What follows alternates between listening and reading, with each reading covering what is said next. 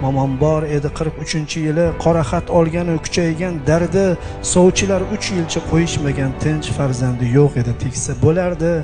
Erga tegsa birov koyima sira, lokin momom mani sharqlik edi-da, birovning qo'yniga kirishdan ko'ra yoqardi yonishlik hijron dardida, kutaverdi xayol to'g'rida, shod bo'lib yashardi ishq taskinidan.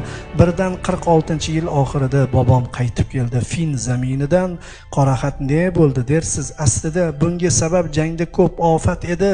Bobomning qaytishi sirsiz aslida, momomning sabriga mukofot edi.